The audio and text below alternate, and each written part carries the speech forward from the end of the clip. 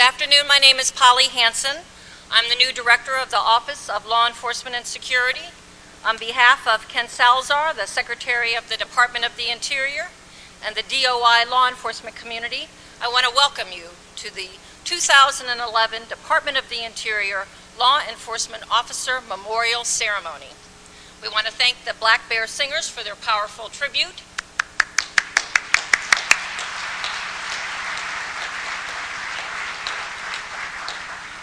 The theme of this year's Police Week is We'll Always Remember, which is why we're here, to demonstrate that we will always remember those who have lost their lives in the line of duty, their survivors, and the men and women of the Department of Interior's law enforcement agencies who support the mission of the department every day. Police Week began in 1962 when President John F. Kennedy proclaimed May 15th Police Officers Memorial Day, and the week in which it fell as Police Week. This weekend, we saw thousands of police officers from all over the United States converge on Washington, D.C. to remember those who gave their lives in the line of duty in 2010. Please stand while the newly formed U.S. Fish and Wildlife Service Honor Guard posts the colors and then remain standing for the national anthem sung by U.S. Park Police Sergeant Alan Griffith III and the invocation provided by Police Chaplain Monsignor Salvatore Criscola.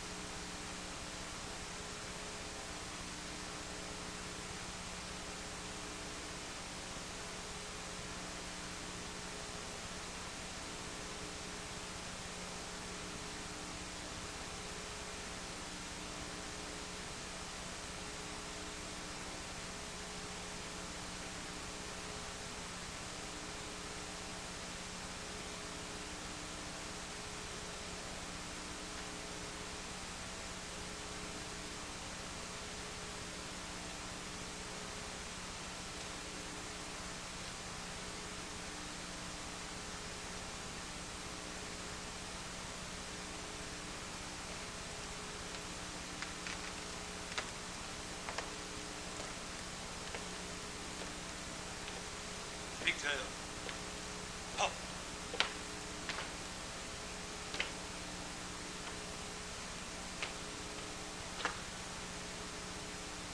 Turn the post. Up. Go.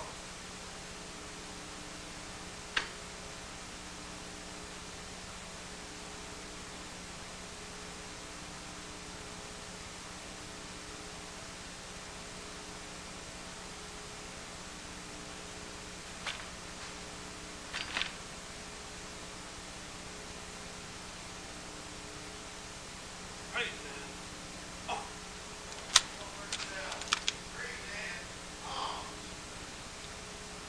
Oh, say, can you see by the dawn's early light what so proudly we hailed at the twilight's last gleaming, whose broad stripes and bright stars through the perilous fight o'er the ramparts we watched were so gallantly streaming, and the rocket's red glare, the bombs bursting in air, gave proof through the night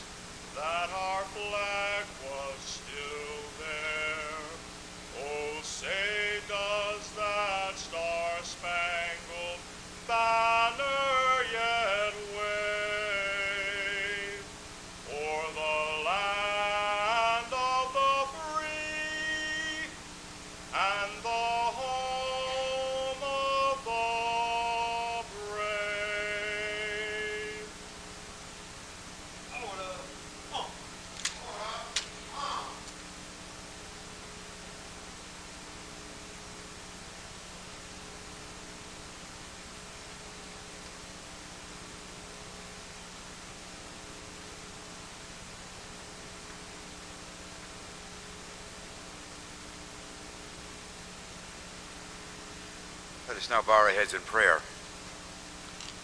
God our Father, we come before you this day offering you our praise and our prayers as we remember those members of the Department of Interior Law Enforcement who have lost their lives in the line of duty. We remember them always, not for how they died, but for how they lived.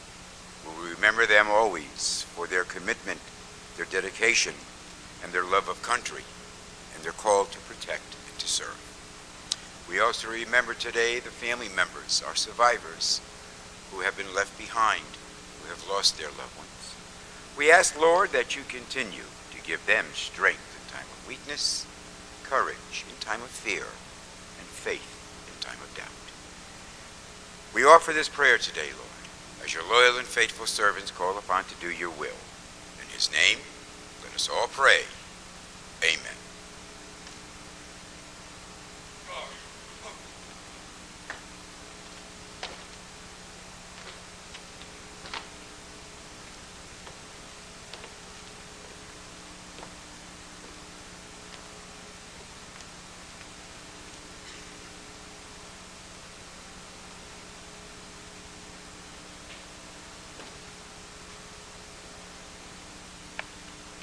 You may now be seated.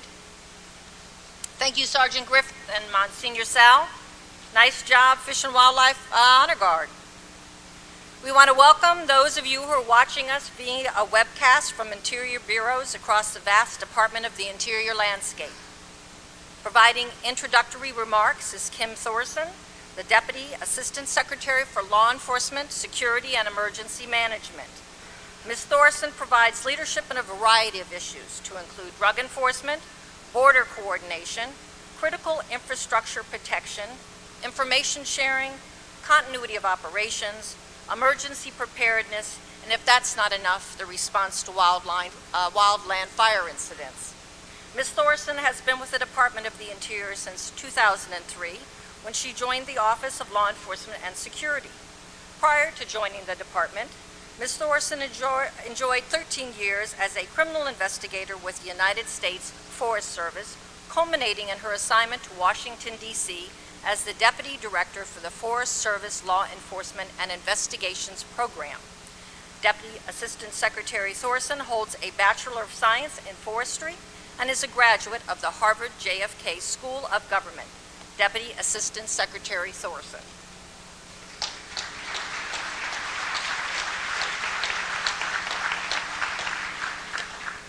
Thank you, Polly. Welcome, and thank you for participating in the Department of the Interior's annual memorial ceremony. Once a year, in conjunction with the National Police Memorial Week, we set aside a few moments to remember and pay tribute to those agents and officers who have paid the ultimate price while fulfilling the oath they took to protect and defend the United States of America against all enemies. For close to 25 years, I've worked in law enforcement, and during those years, I have witnessed the selflessness, the fearlessness, and the valor that characterized every agent and officer we commemorate today. As Attorney General Holder once said, these are rare and honorable traits that all of you know well and no doubt miss dearly. Although this is traditionally a sad and solemn day, let us always remember the great work each of our fallen brothers and sisters performed on behalf of this country. During the time they were part of the law enforcement family, each of them did their due diligence in protecting the people of this nation. Each of them made an arrest, took a law enforcement action, protected another life, all for people they may not know or will never meet. But these heroes did this because this is what they do. They were asked to do. This is their job.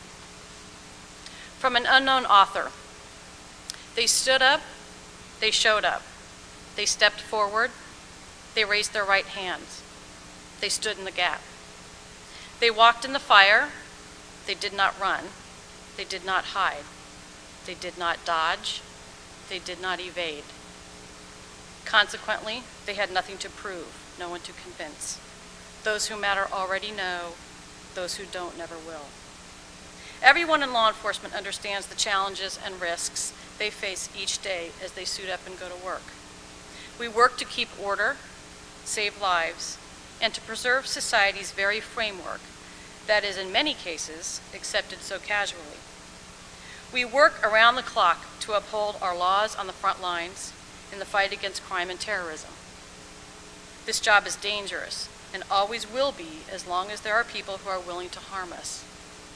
We will not continue to be the land of the free without the dedication, service, and sacrifice of all of our men and women in the law enforcement family. Our officers work side by side with many partners, without which we couldn't accomplish our mission, nor could they accomplish theirs. I want to take a moment and recognize some of those partners and the loss of their officers. We share many close law enforcement partnerships with hundreds of Native American tribes across the continent.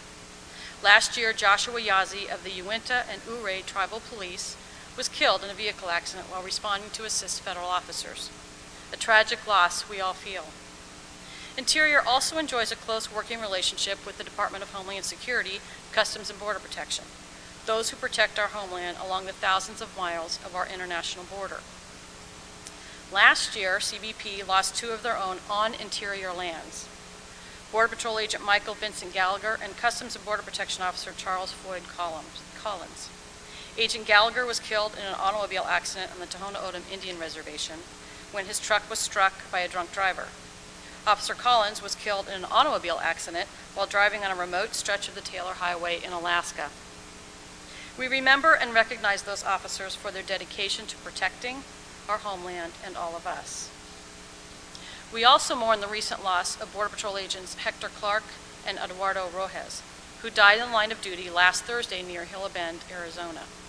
To Border Patrol Chief Michael Fisher, with us today here in the audience, we extend our condolences on your tragic loss.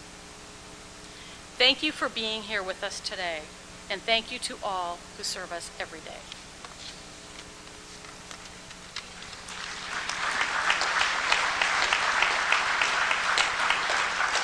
Thank you very much, Deputy Assistant Secretary. Now it's my pleasure to introduce our keynote speaker, the Secretary of the Department of the Interior, Ken Salazar.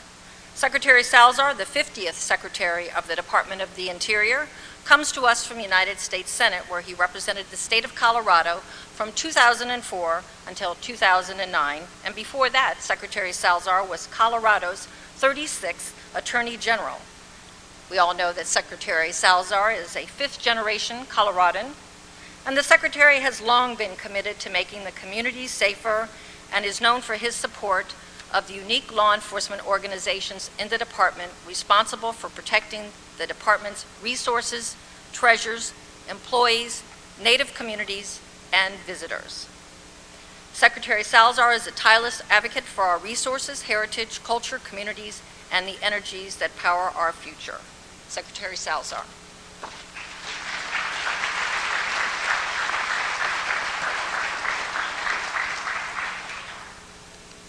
Thank you very much, Polly, for that introduction. It is, as Kim said, a solemn occasion to reflect on those who have given so much to our country and to upholding the rule of law. But also is, in a sense, a celebration of the lives of those who have served this country from its founding and who continue to serve this country and in this department. We are particularly proud and thankful of the 3,400 law enforcement officers, the 3rd largest federal law enforcement army, if you will, within the federal government. And today, in meeting with the Honor Guard for the Fish and Wildlife Service, which is a newly formed Honor Guard, I thought about how important it is to celebrate the work that each and every one of our law enforcement officers does every day. So let's give the Honor Guard for the Fish and Wildlife Service a round of applause.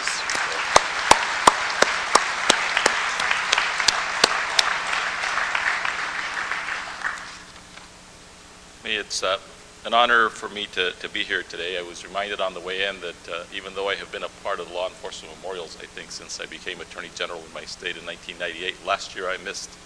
And I missed it because I was working with the 10,000 men and women of the Department of Interior addressing the issues of the oil spill in the Gulf of Mexico.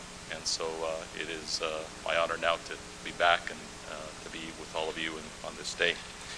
I want to recognize Kim Thorson for her leadership, and I want to also thank Polly Hansen, who does a lot of great work on behalf of law enforcement and our department.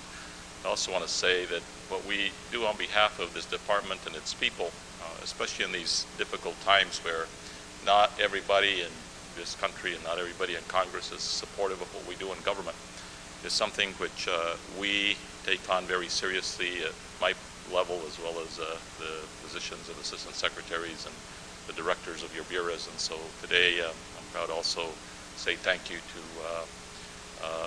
Wilma Lewis, who's the assistant secretary for land and minerals, Ann Castle, the assistant secretary for water and science, and the assistant secretary for fish, wildlife, and parks, who is on an acting basis. I think she's been announced, but maybe I better not announce her.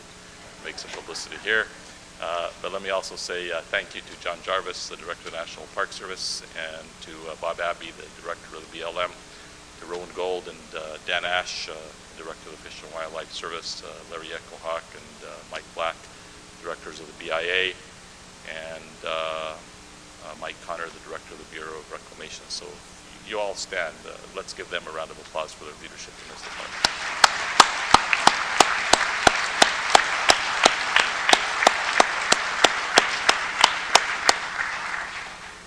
As we mark National Police Week, this is a time to remember and pay tribute to all the national, state, tribal, and local law enforcement officers who have died in the line of duty. This is a time to honor those brave and dedicated men and women who have made the supreme sacrifice in protecting our employees, our monuments, and our industrial and cultural and recreational facilities, and the hundreds of millions of people who visit those places every year. This is also a time to remember the survivors, the spouses, children, and the relatives of the fallen officers.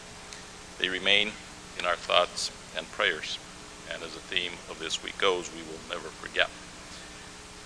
And this is also a time to express our gratitude to all those law enforcement officers who continue to serve and protect our communities, at national parks, in Indian country, at dams and reservoirs, in towns and cities, all across this nation, from sea to shining sea, and into the territories of America. This is especially an important day for the department because the 3,400 law enforcement officers of our country continue to carry on what are very difficult and very dangerous jobs. They perform a vital service to allowing us in this democracy to stand up for the rule of law and to continue the democracy and the freedoms which we all enjoy.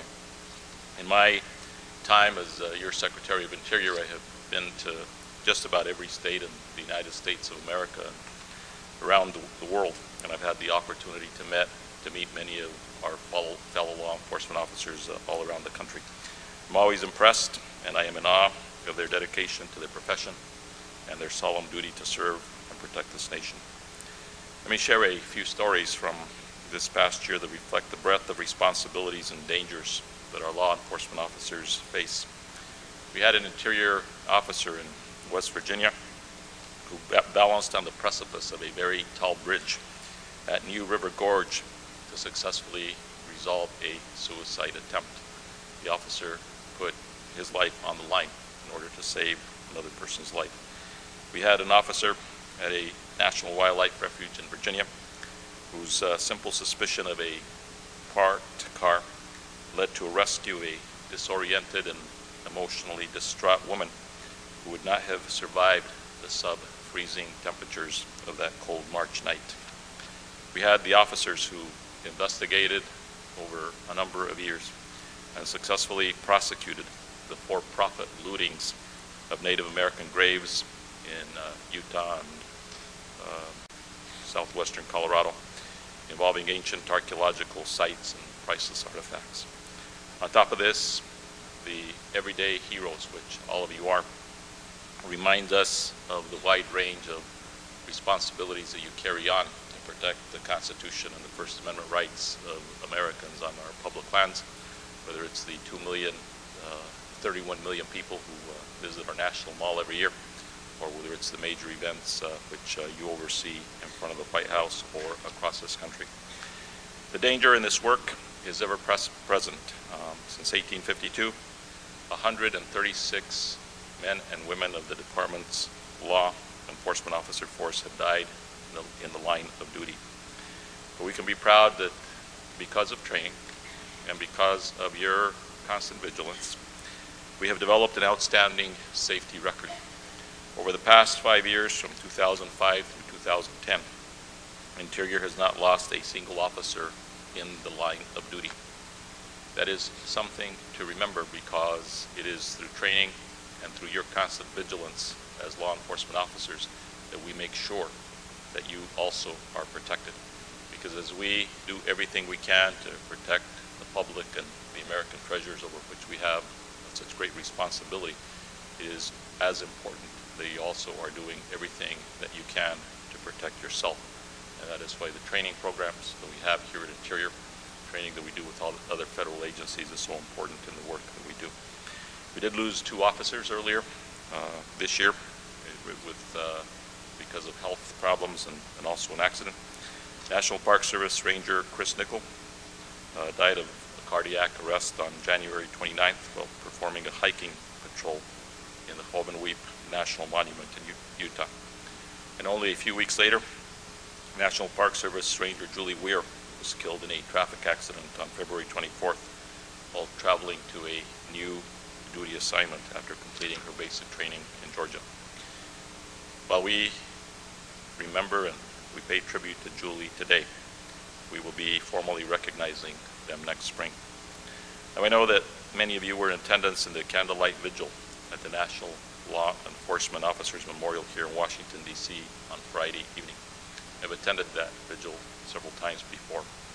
It is an awesome national commemoration of the great work of law enforcement throughout our country. This last year, 162 law enforcement officers from local, state, federal, and tribal forces gave their lives for this country. That is 162 law enforcement officers in the year 2010.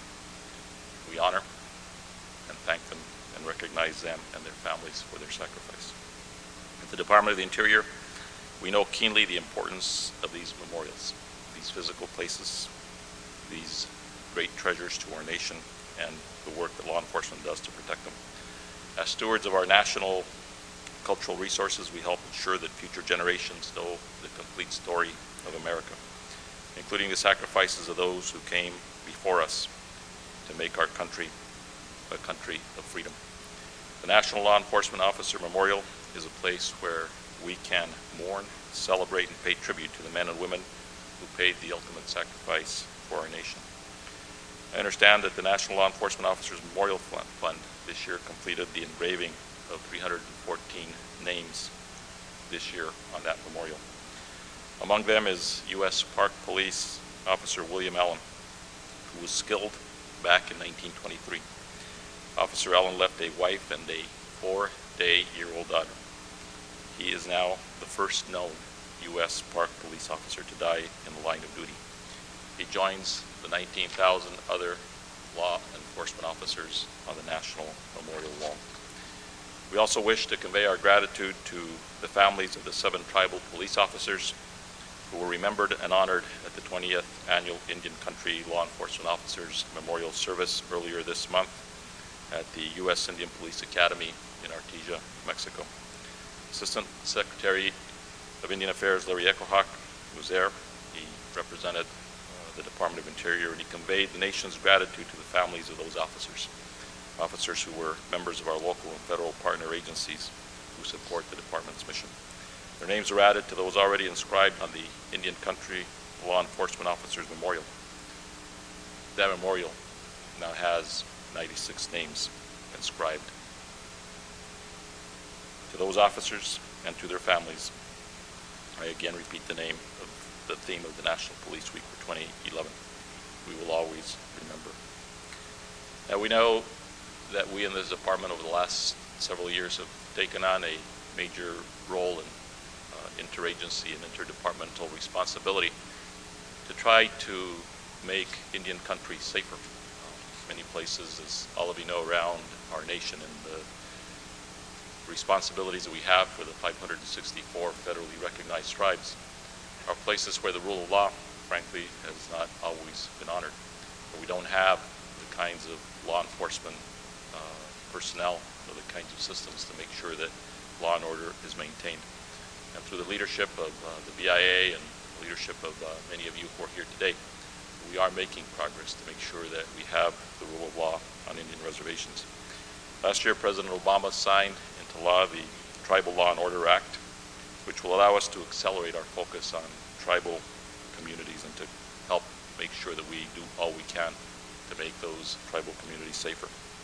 And thanks to an increase in the 2009 and 2010 budgets, and we hope to continue to fight for those budget numbers even in these very difficult times.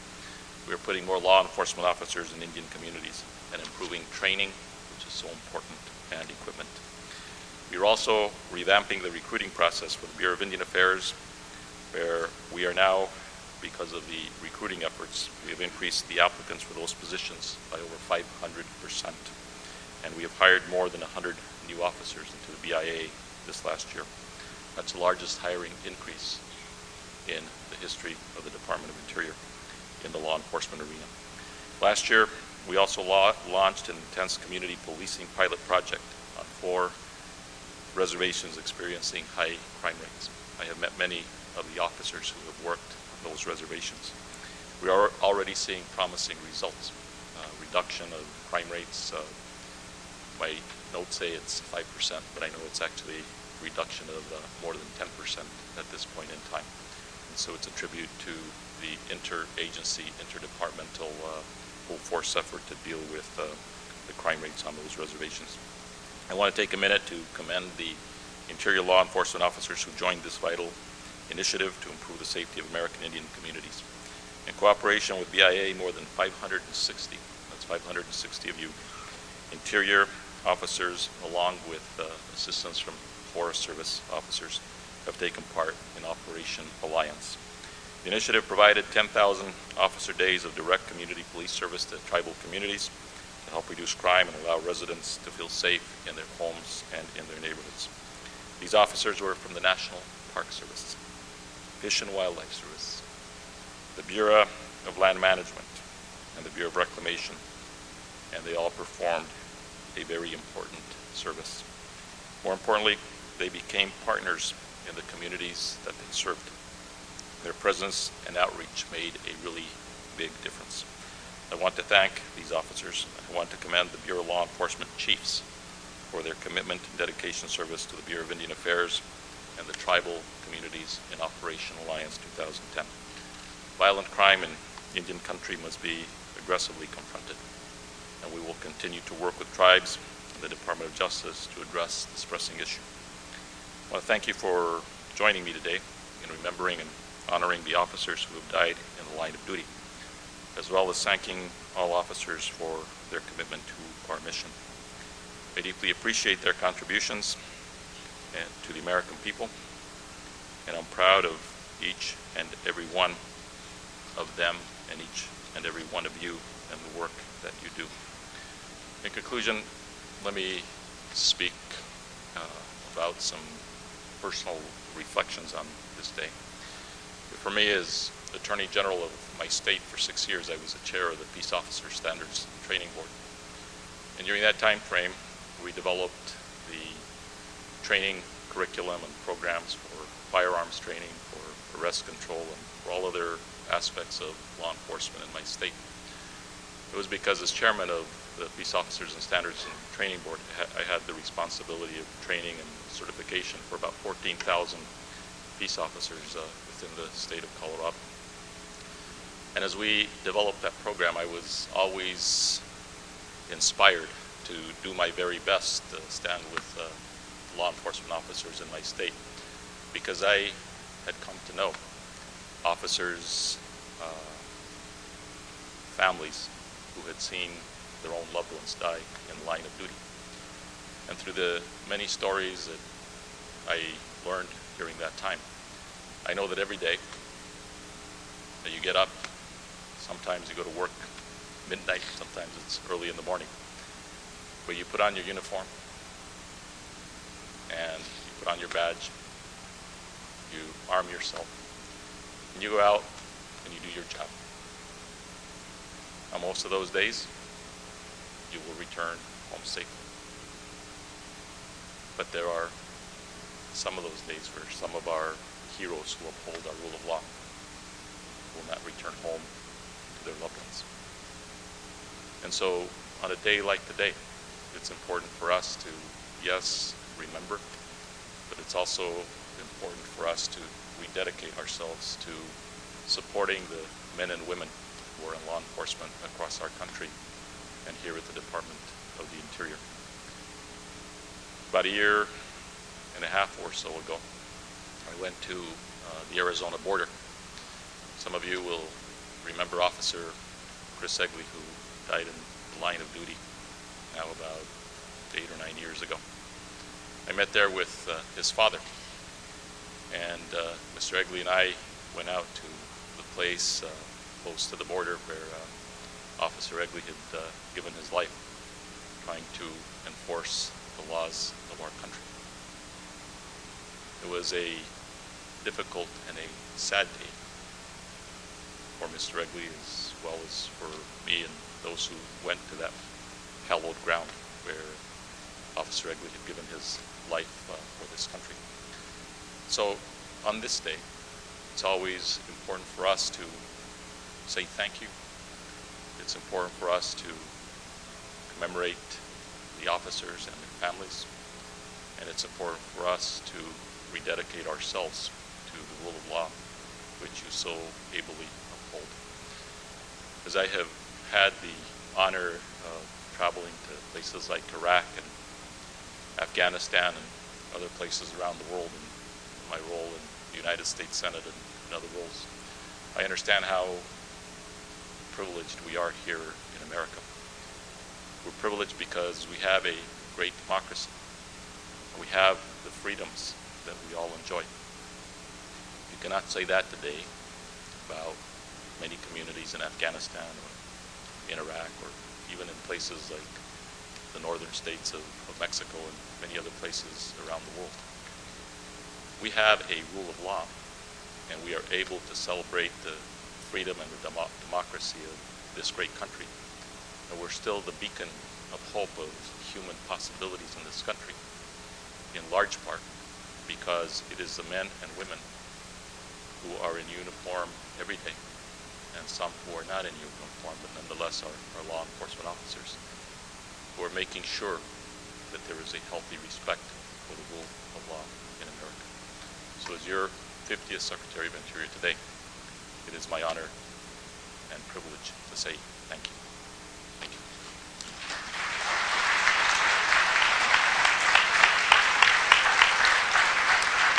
Thank you, Mr. Secretary, for joining us today and for your heartfelt remarks. I noticed in your remarks you talked a lot about partners and partnerships, and many of our partners are here today, so I feel that I need to recognize them for taking time out of their busy schedules.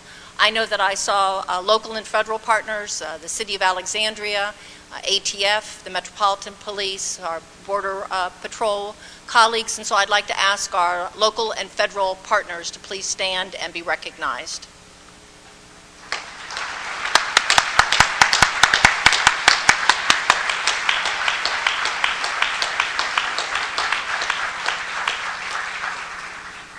Representatives from the Department of the Interior bureaus with law enforcement officers will now lay wreaths representing their bureau and to serve as a visual display that shows that we will always remember the 3,449 Department of the Interior employees who protect our visitors, Native communities, employees and treasures, and the 136 who gave their lives in the line of duty in 2010. As well as the Department of Interior officers that gave their lives in the line of duty. Chiefs and directors, please stand to meet your wreath bearer for the presentation of the wreaths.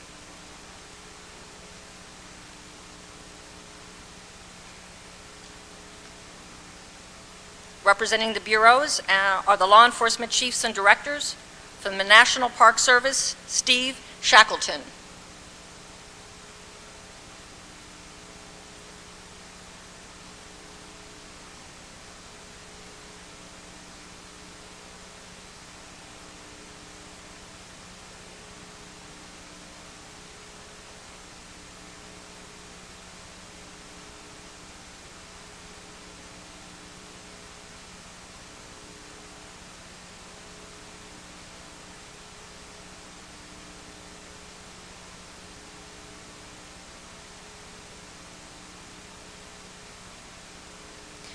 From the United States Park Police, Teresa Chambers.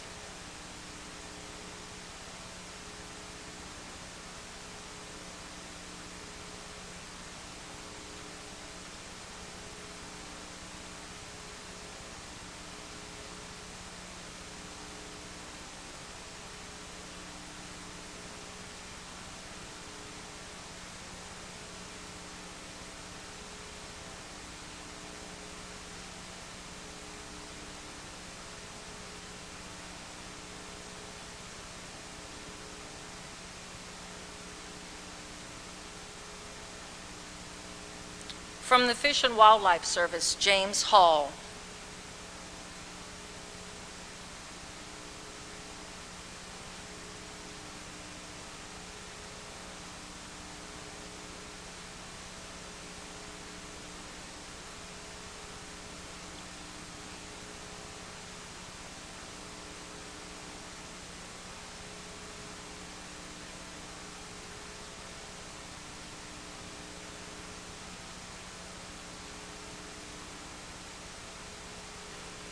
From the Bureau of Indian Affairs, Darren Cruzan.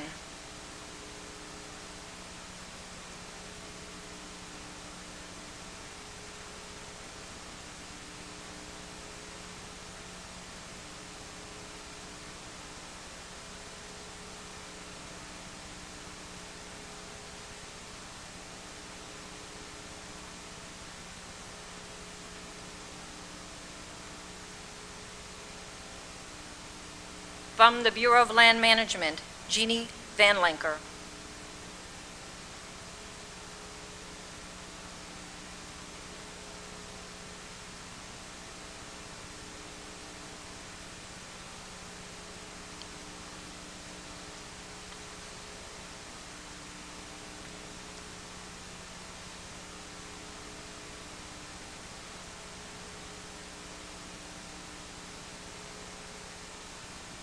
And from the Bureau of Reclamation, Dave Achterberg.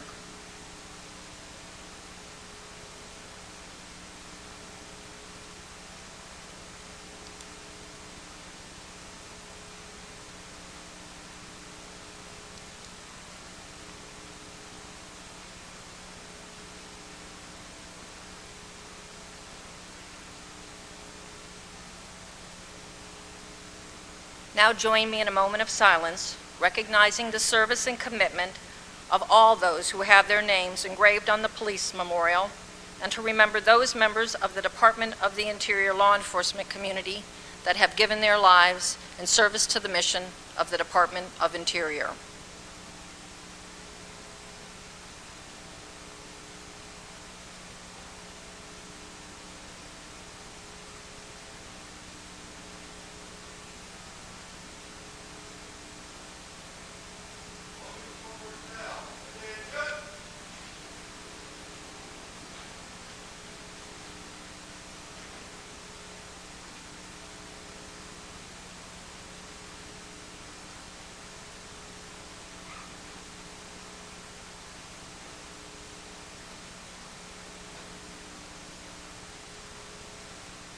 Looks like we're all standing up now.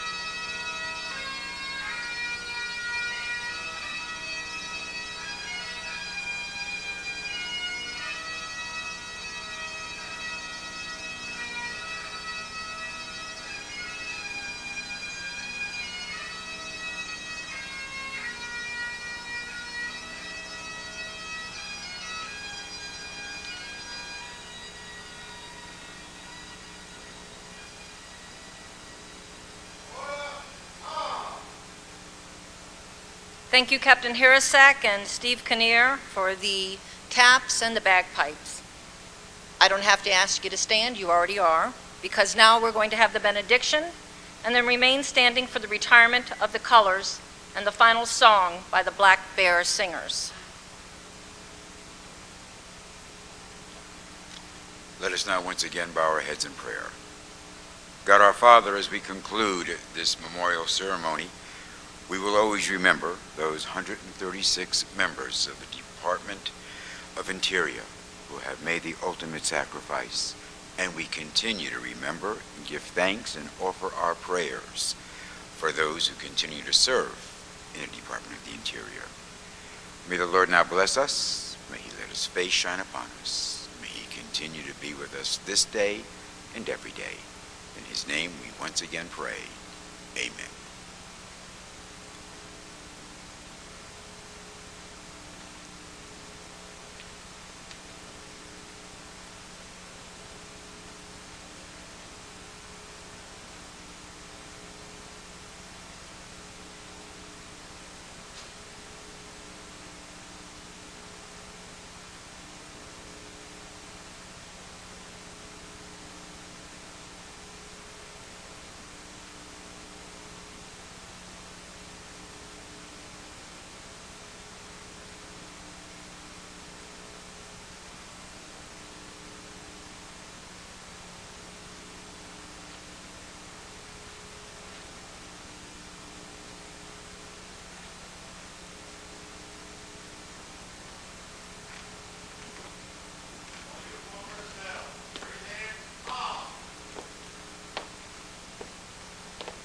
Detail. Halt.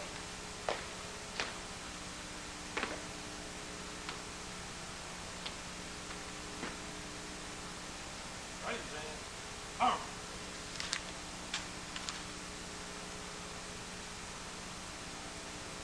Hold up. Oh.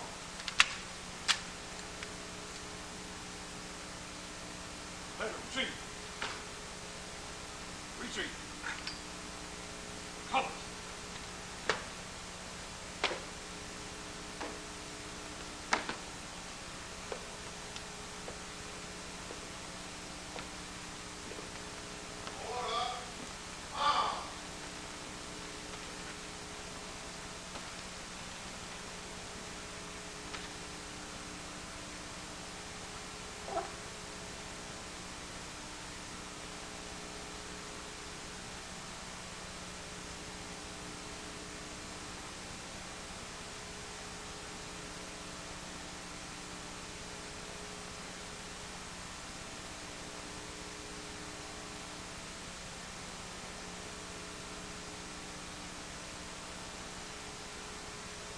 I think we're ready for you, Black Bear Singers.